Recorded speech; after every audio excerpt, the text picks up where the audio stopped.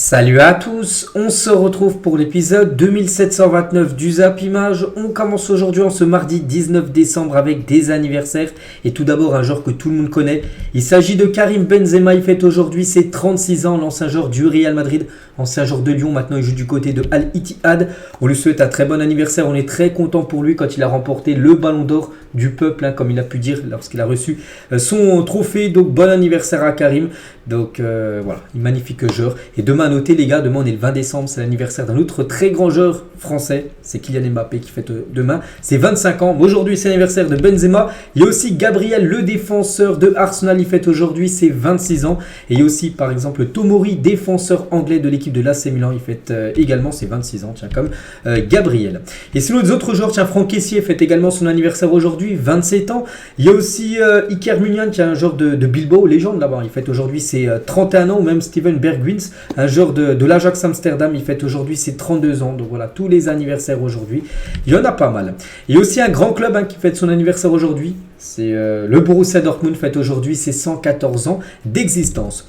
On continue, on va parler de tout ce qui s'est passé hier soir, lundi, dans les gros championnats. Par exemple, il y avait une belle affiche, même très belle affiche du côté du Portugal, le Sporting contre l'équipe de Porto.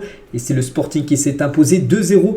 Gyökeres et Pedro Gonçalves ont été les deux buteurs de la rencontre. À noter que côté Porto, Pepe après un carton rouge à la 51e minute du match. On en parlera juste après là, de Pepe. Mais tout d'abord les gars, on va parler de ce joueur, Gyökeres. J'ai montré en plus les stats il y a seulement quelques jours. Donc là je ne les ai pas retrouvés après ce match et après ce nouveau but pour lui. Mais il a des stats magnifiques, ce joueur les gars, que je pense que personne ne connaît.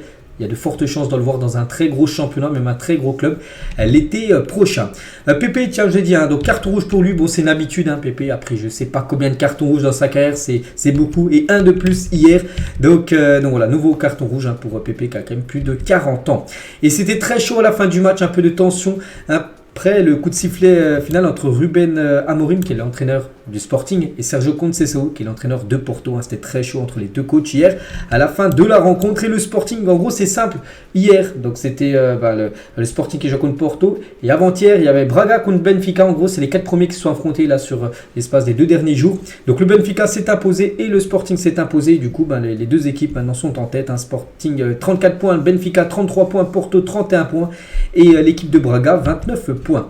On quitte le Portugal, on va juste à côté, en Espagne, direction Girona. Donc ils jouent à domicile contre l'équipe de Alaves. Et de nouveau, ils se sont imposés, c'est incroyable ce qu'ils sont en train de réaliser. 3-0, ils ont gagné. Dovbyk inscrit un doublé, un joueur ukrainien. Et Portu a également marqué un but. Donc du coup, une victoire 3-0. Donc les statistiques, c'est comme d'habitude une équipe de Girone très efficace. Ils ont eu moins de tirs que l'équipe de Alaves. 9 tirs, Alaves 12 tirs. Mais efficace, 4 tirs cadrés, 3 buts. C'est ça surtout où ils sont redoutables. C'est qu'il leur faut pas beaucoup de tirs cadrés pour gagner les matchs. Ça avait été la même chose contre le Barça. Quand ils avaient joué contre le Barça a eu plus de 31 tirs dans le match. Ils avaient perdu 4-2. Ils n'avaient pas eu énormément de tirs cadrés, mais vraiment leurs tirs cadrés, ils arrivent à les mettre au fond des filets et à chaque fois ça fait des scores en leur faveur. C'est incroyable. Ce qu'ils réalisent, donc 3-0 pour l'équipe de Gérone.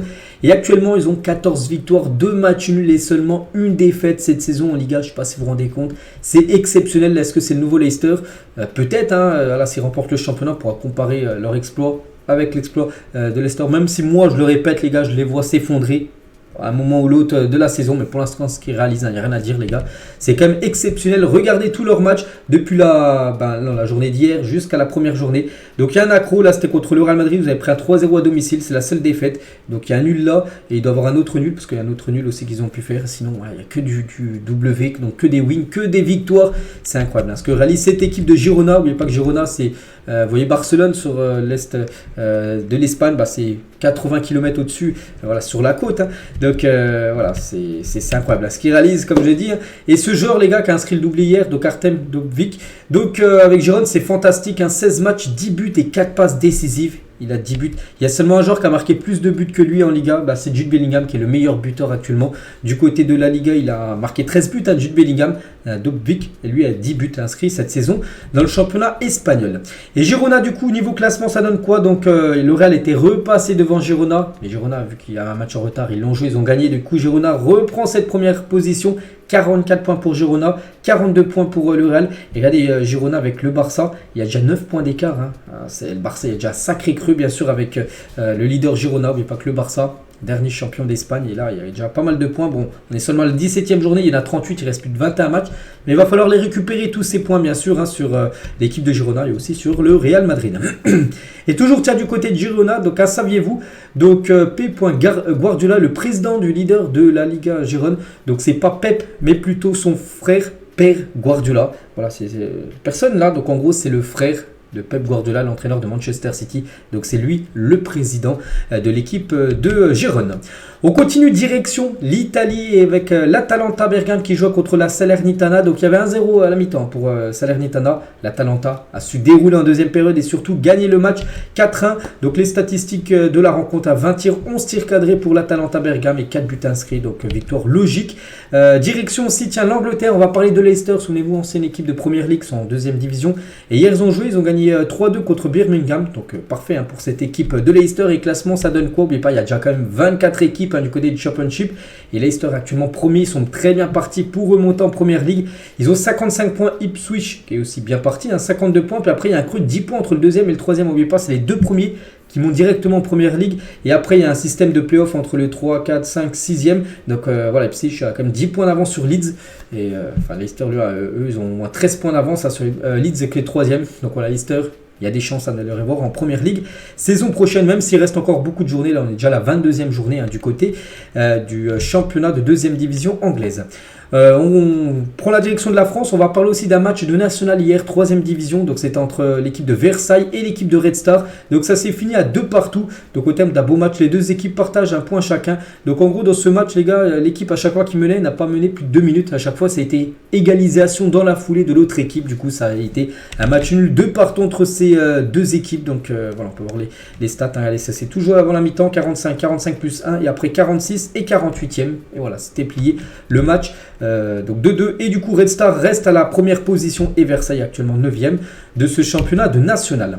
On prend la direction cette fois-ci de l'Arabie Saoudite. Il y avait un match demi-finale de la Coupe du Monde des clubs, c'était entre Fluminense et l'équipe de Al Ahly qui avait battu l'équipe de Al Ittihad en quart de finale. Et Fluminense est qualifié pour la finale de la Coupe du Monde des clubs. Ils ont gagné 2-0 hier et voilà, du coup ils sont qualifiés. Et du coup on peut voir tout d'abord les statistiques de la partie. C'est vrai que ça s'est joué à rien. Regardez, même Al Ahly, l'équipe égyptienne, a eu même plus de tirs, avec 18 contre 13 pour Fluminense. 6 tirs cadrés pour les deux équipes et Fluminense a été beaucoup plus efficace que l'équipe de Al Ahly. Et on va parler de Marcelo. Parce que Marcelo Saint-Jean-du-Ral, il joue maintenant du côté de Fluminense. Il a remporté la Copa Libertadores là, il y a quelques semaines. C'est pour ça qu'il peut jouer cette Coupe du Monde des clubs. Et il a obtenu un penalty hier. Marcelo, c'est sur le deuxième but de son équipe. En gros, qui a clôturé, on peut dire, la victoire. 2-0. Et Marcelo, donc il a déjà gagné 4 fois la Coupe du Monde des clubs avec, bien sûr, le Real. Est-ce qu'il gagnera cette fois-ci la première avec Fluminense?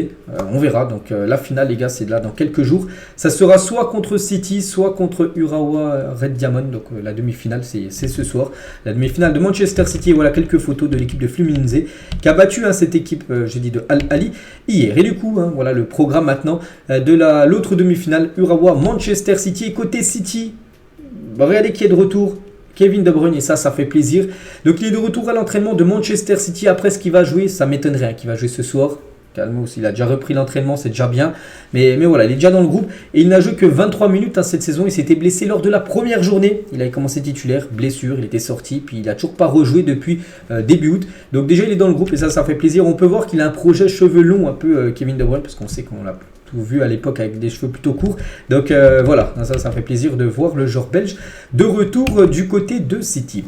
On continue, on va parler du programme foot aujourd'hui en ce mardi parce qu'il y a pas mal de matchs les gars. Regardez les derniers matchs tout d'abord en Bundesliga par exemple. Dortmund joue son dernier match de cette année 2023, ça sera la réception de Mayence. Il y a aussi des matchs demain mercredi du côté de l'Allemagne, mais là il y a 3 rencontres. Leipzig ira du côté du Werder, Hoffenheim recevra Darmstadt ce soir. Du côté de la Liga, 3 rencontres, le Rayo Vallecano contre Valence, l'Atlético Madrid contre Retafe et Grenade contre l'équipe du FC Séville. Donc là aussi c'est les 3 derniers matchs pour ces équipes-là. Après, ça sera la trêve de Noël. Ils rejoueront en 2024. La même chose en Ligue 2. Dernière journée pour cette année 2023. Voilà le programme, toutes les rencontres, les 10 rencontres ont lieu en même temps, à 20h45 ce soir, je sais pas, tiens, Laval-Auxerre, les gars, Laval est je crois 3e et Auxerre 2e, donc énorme choc. Saint-Etienne reçoit l'équipe de Bastia, je sais pas, tiens, Angers le leader reçoit l'équipe de Guingamp ce soir, 20h45, on parlera de toute façon de tous ces matchs-là demain. Du côté de l'Angleterre, il n'y a pas de la Première Ligue, parce que la Première Ligue, il y aura ça pendant le Boxing Day, mais là, il y a plutôt de la Coupe de la Ligue anglaise, avec 3 rencontres tout d'abord, donc Everton, Fulham, Port-Vale, Middlesbrough et Chelsea, Newcastle ce soir à 21h. C'est des, je crois que c'est les huitièmes de finale. Du côté de cette Coupe de la Ligue anglaise. En Italie, il y a un match ce soir, Coupe d'Italie entre Naples et Frosinone. Voilà le programme. Donc vous avez vu, il y a pas mal de matchs quand même aujourd'hui, mardi. On continue, on va parler de la une du journal Équipe. On va revenir sur le tirage au sort des coupes européennes. J'en ai déjà parlé hier avec mes pronostics, mais là on va revenir avec beaucoup d'infos bien sûr. Donc une bonne étoile en une du journal L'équipe aujourd'hui. Donc le Paris Saint-Germain évite un adversaire haut de gamme lors du tirage au sort des huitièmes de finale. Donc face à la Real Sociedad, match aller au Parc le 14 février et match retour à Saint-Sébastien le 5 mars prochain. Donc le PSG sera favori, c'est vrai, hein, on regarde les deux équipes. Donc le PSG pour moi est favori. Après attention à cette équipe bien sûr de la Real Sociedad. Mais pour moi, c'est un très bon tirage. Hein, quand en plus, avant de tirer la Real Sociedad, donc il restait, parce que j'ai regardé le tirage, il restait donc le Bayern, il restait le Real Madrid, Manchester City, l'Atlético Madrid et la Real Sociedad, puisque le Barça avait déjà été tiré et une autre équipe avait déjà été tirée. Donc voilà, en sous-texte, c'était un gros tout ça. Et la Real Sociedad pour le Paris Saint-Germain. Enfin, parce qu'on sait que les huitièmes, à chaque fois, le PSG hérite comme de chaque fois des gros morceaux. Même des fois, quand le PSG finit premier, c'est ça qui est fou. Il y a une année, les gars, le PSG, ils avaient fini premier de leur groupe.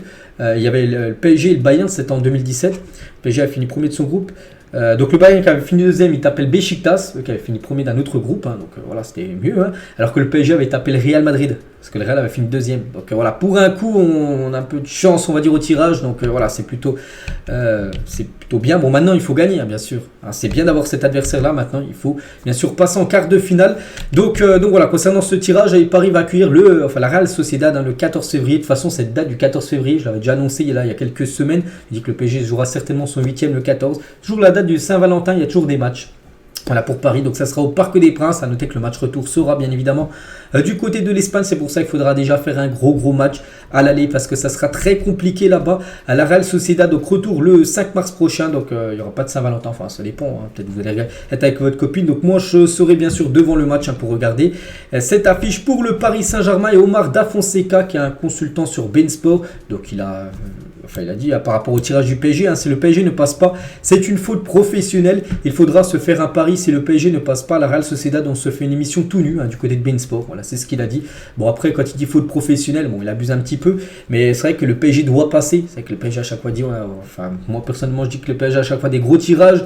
PSG passe pas, là tu as un tirage à t'apporter, si tu passes pas là, je sais pas ce qu'il faut faire. Hein. Donc voilà, il faut passer, c'est obligatoire. Fred Hermel, les gars, qui est un consultant de RMC qui travaille du côté de l'Espagne, mais voilà, il connaît très bien la Real Sociedad, il a dit, hein, et s'inquiète pour le PSG face à la Real Sociedad. Donc lui, il n'est pas du tout du même avis qu'Omar Da Fonseca. Il dit, hein, c'est le tirage pourri par excellence. Ça paraît petit pousset, c'est-à-dire petite équipe, hein, mais c'est l'équipe qui joue le mieux au ballon de toute l'Espagne, devant le Real, devant l'Atlético, devant le Barça. Voilà, pour lui, vraiment, c'est un redoutable adversaire. Hein. Il a dit, hein, c'est une équipe qui va vraiment poser des problèmes au PSG. Le Barça était un tirage meilleur pour le PSG que la Real Sociedad. Ils n'ont rien à perdre face au PSG. Le PSG va souffrir face à une équipe qui joue aussi bien au ballon. Donc on verra, c'est vrai, mais bon, je préfère moi quand même affronter, même si le PSG va certainement souffrir, on le sait, je préfère affronter cet adversaire-là que le Bayern ou même je sais pas, Manchester City en huitième de finale. Et du côté de la Real Sociedad, qu'est-ce qu'ils en pensent? Parce qu'ils arrivent quand même premiers de leur groupe. Et ils chopent un deuxième. Et voilà, il y a quand même deux gros clubs. Hein, il y avait l'Inter et le PSG. Tape le PSG. Donc il a dit, hein, c'est sûrement le tirage le plus difficile parce que voilà, ils sont pas très ravis d'affronter. Ils auraient pu affronter Copenhague par exemple. Ils affrontent le PSG. Donc voilà, ils sont plutôt déçus quand même d'affronter un gros. Donc mais nous allons faire de notre mieux. C'est un club de référence, une grande équipe avec de grands joueurs. Hein.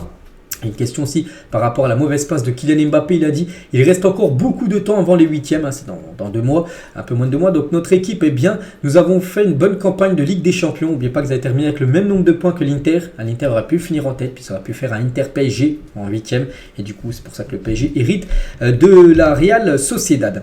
Et face au PSG, la Real Sociedad disputera son premier huitième de finale de Ligue des Champions depuis la saison 2003-2004, ça avait été contre un club français, ça avait été Lyon qui les avait affrontés, donc Donc Lyon à cette époque-là, en 2003-2004, en huitième de finale de LDC contre la Real, ils avaient gagné tout simplement. Lyon s'est imposé 2-0 au cumulé sur les deux matchs et du coup Lyon s'était qualifié pour les quarts de finale.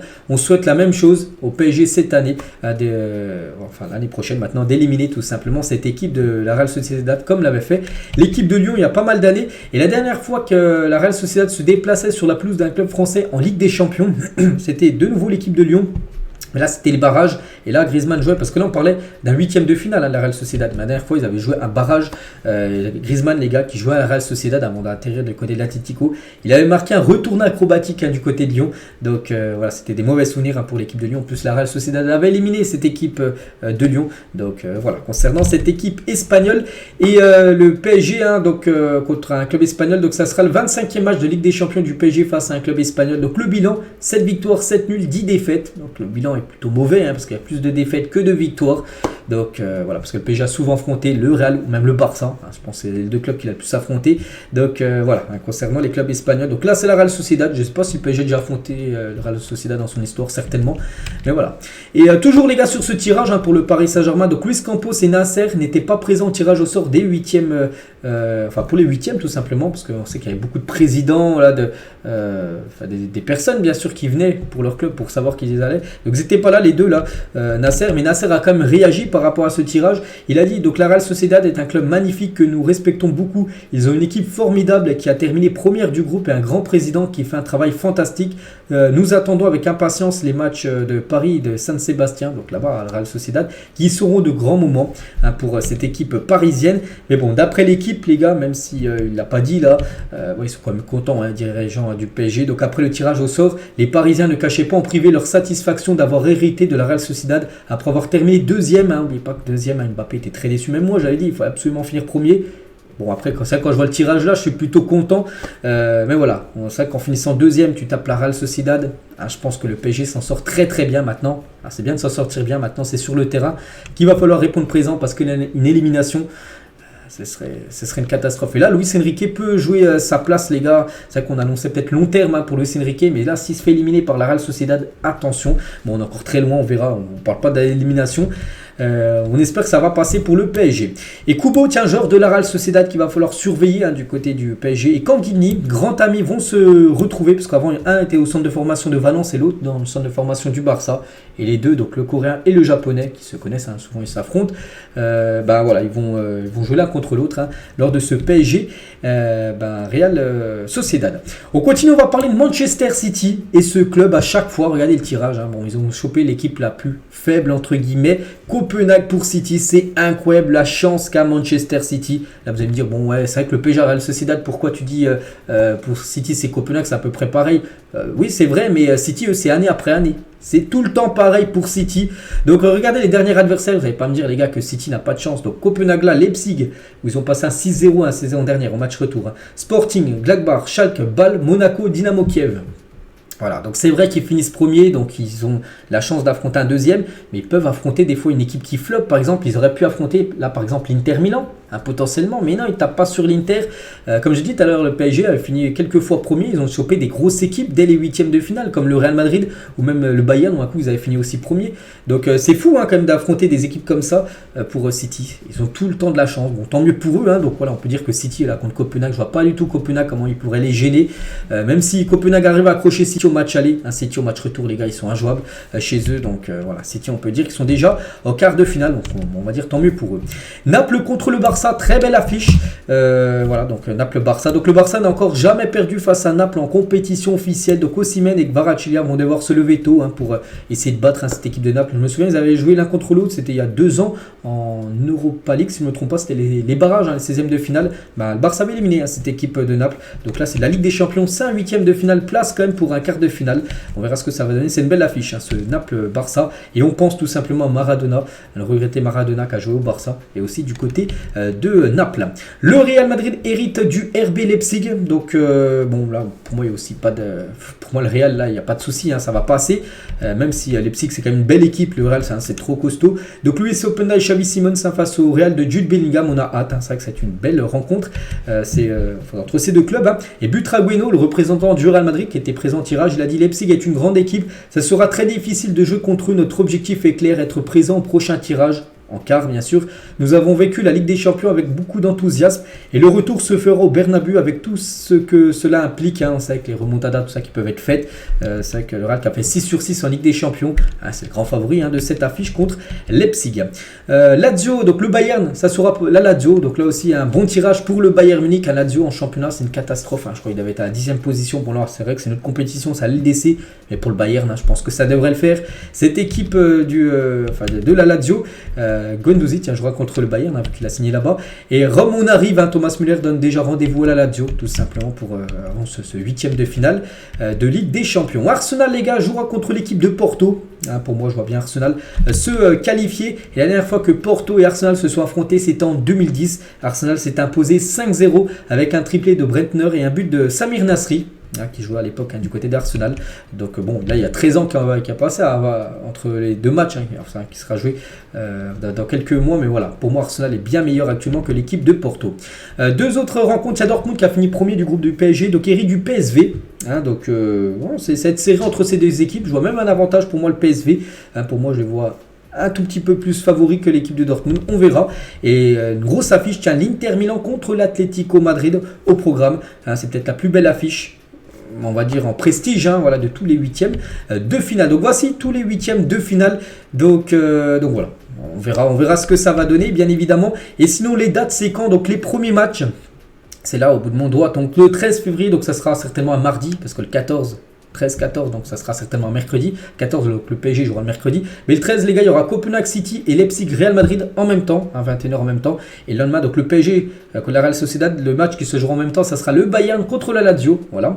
Et la semaine d'après, donc là on passe au 20 février. Donc le mardi soir, il y aura l'Inter Milan contre l'Atlético et le PSV Dortmund en même temps. Et le mercredi 21, ça sera Porto Arsenal et Naples Barça. Voilà au programme, puis après les matchs retour seront quasiment 3-4 semaines après, donc voilà, concernant bien sûr toutes ces rencontres, donc voilà, concernant la Ligue des Champions. On va parler de l'Europa League parce qu'on sait qu'il y a beaucoup de clubs français en barrage, et la une du journal L'équipe aujourd'hui, Rennes tire le gros lot, c'est l'AC Milan qui était quand même le gros morceau, et c'est un club français qui tire cette équipe. Donc le Stade Rennais affronte le prestigieux AC Milan 8e de finale de Ligue Europa. Le match aller aura lieu en Italie le 15 février et le retour au Roison Park le 22 février prochain. Donc en gros ça sera le jeudi, n'oubliez pas que le 14, mercredi 14, ça sera le PSG et le lendemain ça sera l'Europa League. Ça se jouera une semaine, les deux matchs auront lieu en une semaine, les deux jeudis qui suivent, parce que c'est les 16e de finale, c'est pas encore les 8e de finale bien sûr de cette Europa League. Donc voilà, AC Milan contre l'équipe de Rennes, donc oui bien sûr c'est un gros morceau pour Rennes. Donc Rennes recevra au match retour, c'est une donnée bien sûr à prendre en compte. Et le dernier déplacement d'un club français à San Siro en Europa League, c'est Lille, les gars, qui avait posé un 3-0 à l'équipe de Milan. Ce serait bien que Rennes fasse la même chose. Pour un autre club français qui s'est déplacé à San Siro il y a quelques jours, c'est le PSG, mais c'était pas de l'Europa League, c'était la Ligue des Champions, on sait que c'est défaite. Après, Rennes peut le faire. Il va pas falloir flopper au match aller et garder toutes ses chances après le match aller. Même si c'est une petite défaite 1-0, je pense que Rennes, avec leur public, Roison Park peut créer l'exploit, même si pour moi, bien sûr, là, c'est Milan est favori sur cette double confrontation. Et le président de Rennes s'est montré très excité avant d'affronter Milan. Il a dit, c'est un bon tirage, très bon tirage même pour nous. C'est une belle affiche. Nous sommes contents pour le club, pour les joueurs, pour les supporters. On va découvrir San Siro. C'est super. Nous sommes outsiders sur cette confrontation. Et bien sûr, pas favori. On va jouer clairement notre chance, bien sûr. Donc, c'est vrai, voilà, ils vont essayer. Bien évidemment, cette équipe de Rennes, c'est totalement jouable. Et du côté de Milan, donc eux, qu'est-ce qu'ils en pensent de ce tirage de l'équipe du Stade Rennais? Donc c'est Baresi, les gars. Et il a dit, nous savons que dans le football, il ne faut jamais sous-estimer qui que ce soit. Nous devons être ambitieux. Les Français sont toujours particuliers. Mais pour ce que ce Milan représente, nous devons penser à gagner. Nous voyons grand, mais toujours avec respect. Voilà ce que peut dire Franco Baresi sur ce tirage du Stade Rennais. Et on pense à Giroud, les gars, qui devrait jouer sur la pelouse du Roison Park avec l'AC Milan. Bien sûr, vu que c'est l'attaquant de cette équipe, il sera du côté de Rennes pour le match retour. L'Olympique de Marseille hérite du Shakhtar Donetsk, donc je trouve que c'est plutôt un bon tirage pour l'Olympique de Marseille. Voilà, parce qu'il y a aussi des autres grands clubs qui rappellent Milan par exemple. Donc le Shakhtar, je pense que c'est jouable pour l'OM. Bon, maintenant il va falloir bien sûr qu'il soit bon sur le terrain. Donc l'OM et le Shakhtar s'étaient déjà affrontés en Europa League, c'était en 2009. Et le Shakhtar s'était imposé 4-1 au score cumulé sur les doubles rencontres. Et c'était en quart de finale. Donc Marseille avait été éliminé en quart et le Shakhtar a été qualifié en demi-finale. Donc voilà, cette fois-ci, Marseille devra faire gros match. À noter, les gars, que le match retour au Vélodrome. Donc voilà, avec l'appui des supporters Marseille, il y aura peut-être moyen de faire quelque chose. On verra. On souhaite bonne chance, bien sûr, à l'OM. Et Jean-Pierre Papin analyse la double confrontation contre le Shakhtar. Il a dit c'est un tirage compliqué. On va jouer le champion d'Ukraine qui a une expérience incroyable, enfin européenne incroyable. C'est une équipe qui a terminé 3e de son groupe en battant le Barça. C'est bien pour nous de prendre une équipe solide. C'est toujours un match piège, c'est vrai. Et à noter, les gars, que ce match, quand il se jouera au Shakhtar, ça sera bien sûr pas en Ukraine à cause de la guerre, tout ça. Ça sera du côté de Hambourg en Allemagne, comme quand le Barça avait joué contre le Shakhtar, ils avaient joué à Hambourg. Donc voilà, ça sera en Allemagne le match aller et à Marseille le match retour. L'équipe de Toulouse hérite du Benfica, donc gros morceau aussi pour les Toulousains. C'est vrai que le Benfica, les gars, c'est une redoutable équipe. On sait qu'ils avaient commencé 4 défaites en 4 matchs en Ligue des Champions, mais après ils avaient su arracher cette place en Europa League et du coup c'est le TFC qui hérite de cette équipe.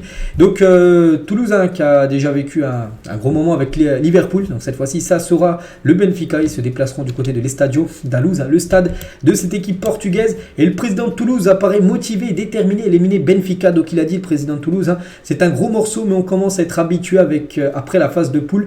Là on prend une autre légende du football européen après Liverpool, donc le Benfica, une grande équipe qui a fait 2 quarts de finale lors des 2 dernières Ligues des Champions. Ils ont des joueurs Di Maria, Otamendi, pour parler que de cela, 2 champions du monde. Ça va être passionnant, on y va sans complexe, avec beaucoup d'ambition. Partout où on joue, on essaie de jouer avec notre style, on y va pour gagner, on va partout pour gagner, on n'aborde jamais les choses en se disant qu'on n'a rien à perdre, on y va toujours pour gagner, on a tout à gagner, on sait qu'on joue contre un top club, on va jouer avec tout le culot qui nous caractéristique depuis le début de la saison. Donc voilà, c'est vrai qu'ils n'ont rien à perdre, ils ont tout à gagner, cette équipe de Toulouse qui est bien sûr pas favori, c'est plutôt Benfica. En plus, Toulouse, je crois qu'ils sont moins 13e du classement. Peut-être du côté du Portugal, ils ne connaissent pas Toulouse. Ils voient cette 13e de Ligue 1. Ouais, ça va être facile tout ça. Non, Toulouse peut le faire, bien sûr. N'oubliez pas que le match retour en plus sera à Toulouse. C'est pour ça que c'est jouable pour Toulouse. On verra. Lens, les gars, hérite de Fribourg. Lens qui a été reversé en Europa League. Ça sera Fribourg pour eux. Donc, un plutôt bon tirage. Notez que Lens se déplacera pour le match retour. Donc, coordinateur sportif de Lens, il a dit il ne faut pas oublier qu'on est en Ligue 2. Il y a 4 ans, finir 3e dans la plus belle des compétitions, la Ligue des Champions, et poursuivre en Europa League est quelque chose de fantastique. Donc voilà, s'ils veulent atteindre les 8e de finale, parce que là c'est seulement les 16e de finale, donc voilà, Lens devra battre cette équipe de Fribourg. Sinon tous les autres 16e de finale, donc notez, il y a déjà 8 équipes qualifiées en 8e, par exemple Liverpool qui a terminé en tête sont déjà qualifiés, et voilà, les équipes comme Liverpool affronteront les vainqueurs de ces équipes là. Donc on souhaite bonne chance bien sûr au club français. Et à noter, les gars, Feyenoord AS Roma, une affiche là entre ces deux équipes. À noter, les gars, qu'il y a 2 ans c'était la finale de la Conference League entre ces deux équipes, entre Rome et Feyenoord. Ils s'affrontent là en 16e de finale de l'Europa League. Du côté de l'Europa Conference League, donc là voilà, très rapidement voici toutes les rencontres. Donc là l'Ajax jouera contre Bodo Glimt, donc là c'est les 16e de finale. Par exemple Lille n'est pas dedans parce qu'ils sont déjà qualifiés pour les 8e. Je sais pas, tiens, Union Saint-Gilloise Francfort, c'est peut-être la plus belle affiche de ces 16e de finale. Donc voilà, si tous les tirages et surtout concernant les clubs français. Donc voilà, vous avez toutes les rencontres. Donc la Real Sociedad pour le PSG, Milan pour Rennes, le Fribourg pour Lens, Benfica pour Toulouse et Shakhtar pour Marseille. Et Lille déjà qualifié pour les 8e et connaîtront leur futur adversaire un peu plus tard. Donc on souhaite bonne chance bien sûr au club français. On continue les gars avec toute autre chose, plus rien à voir avec la Coupe européenne. On va parler, et c'est officiel, de l'Inter Miami qui annonce l'organisation d'un match amical face au Newell's Old Boys. Donc la rencontre sera organisée le 15 février prochain. On peut voir l'affiche tout simplement. Donc Léo Messi retrouvera un club qu'il connaît bien puisqu'il a passé 6 ans durant sa jeunesse de 94 à 2000 avant de s'envoler pour le Barça. Donc c'est pour ça en gros que l'Inter Miami va affronter cette équipe, parce qu'en gros c'est le premier club de Léo Messi. C'est que Messi n'aurait pas joué à Miami, jamais il y aurait eu ce match organisé. C'est que l'Inter Miami fait un petit peu tout pour Léo Messi et c'est pour ça qu'un match amical est organisé. C'est officiel, voilà, ça sera le 15 février prochain. Toujours avec Léo Messi, on sait qu'il y a hier, ça faisait 1 an jour pour jour qu'il a gagné la Coupe du Monde. Un petit rappel les gars de tous les matchs et tous les où il a été décisif. C'est quand même incroyable quand même ce qu'il a réalisé Messi, doublé en finale contre la Croatie, un but, une passe, passe D, Pays-Bas, un but, une passe D, Australie, buteur, Mexique, un but, une passe D, et l'Arabie Saoudite, buteur. Et à noter, les gars, qu'il a remporté 5 fois le prix du joueur du match lors de la dernière Coupe du Monde. Jamais un joueur avait remporté autant de prix joueur du match lors d'une Coupe du Monde. Et toujours avec Messi, donc cela fait un an que Léo Messi a publié l'image la plus likée de l'histoire d'Instagram. Donc c'est une photo de lui avec le trophée de la Coupe du Monde qu'il avait mis quelques heures après sa victoire en finale. Hein. Donc elle compte plus de 75 millions de likes. En gros, c'est simple, c'est la photo la plus likée de l'histoire d'Instagram. C'est toujours celle de Léo Messi avec le trophée de la Coupe du Monde. On va parler du Paris Saint-Germain au PSG. On confie qu'il n'y a pas de problème spécifique entre Mbappé et Luis Enrique. Le club explique que Kylian, du fait d'un caractère affirmé, a toujours eu des relations sinueuses, on va dire, avec ses derniers coachs. C'est-à-dire que c'était toujours un peu compliqué. Preuve qu'il n'y a donc aucun problème particulier entre lui et son coach. Parce que voilà, il y en a qui disaient peut-être qu'il y avait un conflit depuis le dernier match. Vous savez, contre Dortmund, où Mbappé n'était pas du tout content que le PSG voulait pas gagner le match pour finir premier du groupe. Et en gros, voilà, d'après l'équipe, il n'y a pas de conflit. Tout va bien entre Kylian et Luis Enrique. On va parler de Manchester City qui s'est vu sanctionner d'une amende de 120 000 livres en raison des protestations de ses joueurs face à l'arbitre du match de Premier League contre Tottenham où il y a eu 3 partout. C'était le 3 décembre dernier. Souvenez-vous, là, on peut voir Haaland qui avait crié sur l'arbitre parce qu'en gros, l'arbitre avait sifflé une faute sur Haaland alors que Grealish partait au but et il n'y avait pas d'enjeu. C'était un face-à-face et l'arbitre est revenu à la faute juste avant. Et du coup, ils avaient disjoncté les joueurs de City. Ils prennent comme plus de 120 000 livres d'amende. Ça fait une grosse amende pour l'équipe. Officiel, Antoine Griezmann a été élu joueur de la saison 2022-2023 par AS, un journal espagnol. Félicitations à Griezmann, un petit rappel. La saison passée, ses stats, donc il a marqué 15 buts saison dernière et 17 passes décisives. Donc voilà, c'est lui qui remporte ce prix. Donc félicitations à Antoine Griezmann. Toujours avec un joueur français qui a reçu aussi un prix, c'est Jules Koundé, qui a été désigné personnalité la mieux habillée de l'année 2023 par le magazine de mode londonien Outlanders. Donc on sait qu'il a toujours son style à lui, un style vestimentaire. Et voilà, il a reçu un prix, Jules Koundé. Donc tant mieux, bien sûr. Voilà tous les habits qu'il peut mettre. Regardez, même un jour, il était venu avec le maillot du Japon lors d'un match, avant de jouer un match avec le FC Barcelone. Toni Kroos réfléchit à sortir de sa retraite internationale pour disputer l'Euro 2024. En gros, c'est Rudiger, parce que Rudiger joue avec Toni Kroos du côté du Real. Puis voilà, à chaque fois, il lui disait tous les jours, reviens avec nous avec la sélection. Et en gros, Toni Kroos réfléchit. Il y a même une forte possibilité qu'il revienne avec l'Allemagne. N'oubliez pas qu'il avait arrêté. Je crois que c'était après je sais plus, c'était après l'Euro ou après la dernière Coupe du Monde, je sais plus. Mais là, il joue plus avec l'Allemagne depuis quelques temps quand même. Et il pourrait revenir potentiellement et jouer, pourquoi pas, cet Euro en plus avec l'Allemagne en Allemagne. Toni Kroos, voilà, ce serait bien sûr un gros renfort pour la Mannschaft. Tiens, toujours du côté de l'Allemagne, on va parler de Thomas Müller, va prolonger jusqu'en 2025 avec le Bayern Munich. Il est en fin de contrat, dans 6 mois à peu près. Il devrait prolonger d'1 année de plus. N'oubliez pas que le joueur est arrivé en 2008 du côté du Bayern Munich et il pourrait, normalement, là, il devrait prolonger dans les prochaines heures, voire prochains jours, son contrat d'1 année supplémentaire. Donc il a 34 ans actuellement, Thomas Müller. On va parler de Quique Sanchez Flores, c'est le nouveau coach de Séville. L'ancien coach Diego Alonso a été viré après la défaite 3-0 qu'ils ont eu dimanche dernier à Séville. Et du coup, un nouveau coach débarque. Il y a eu Sampoli, il y a eu le coach que je vous ai dit, Diego Alonso. Et maintenant, Quique Sanchez Flores, c'est le 3e coach déjà de Séville depuis août. Parce que Séville, c'est une catastrophe. Un petit rappel, en Liga, c'est seulement 2 victoires depuis août. C'est une catastrophe. 7 nuls, 7 défaites, 17e du championnat Séville. Catastrophique en Ligue des Champions. 2 nuls, aucune victoire, 4 défaites, éliminées de toute compétition européenne. Pourtant, l'effectif est pas mal avec En-Nesyri Ocampos, Luque Bacchio, Soumari, Balde, Ramos, Navas, Lamela. C'est vraiment des bons joueurs. Ils n'arrivent pas, ils sont 17e du championnat. Donc un nouveau coach débarque du côté de Séville. Concernant ce coach, les gars, Will Steele, qui était très pressenti du côté de Sunderland. Donc du coup, c'est officiel, il ne reviendra pas à Sunderland parce que l'équipe de Sunderland vient d'annoncer son nouveau coach. Sunderland a trouvé son nouveau coach en la personne de Mikel Bailey. Donc il a signé un contrat jusqu'à l'été 2026, faisant taire ainsi toutes les rumeurs sur une potentielle arrivée de Will Steele, vu que c'est lui le coach. Donc voilà, Will Steele restera et reste du côté de l'équipe du Stade de Reims. Et on finit cet épisode aujourd'hui avec cette histoire-là. Donc lors de la finale de l'Apertura au Mexique, Nahuel Guzman a été expulsé après un rouge à un gardien de but. Donc le gardien des Tigres ne voulait pas rater le reste de la prolongation et s'est ainsi caché sous une bâche pour suivre la fin sur le terrain. Donc voilà, comme ça l'arbitre ne l'a pas vu, il a regardé la fin du match, alors que normalement on sait quand tu prends rouge tu retournes au vestiaire. Donc il voulait absolument regarder la fin du match, donc il s'est caché sous une bâche. On finit avec ça. J'espère que ça vous a plu cet épisode. On a parlé un peu de tout, bien sûr. Donc on se retrouve demain. Demain on parlera de tout ce qu'il y a comme match à ce soir. Vous savez qu'il y a un gros programme foot. Donc voilà, allez, moi je vous laisse les gars, je vous souhaite un très bon mardi et à tout à l'heure sur l'After Zap Image et à demain pour ceux qui veulent. Ciao à tous.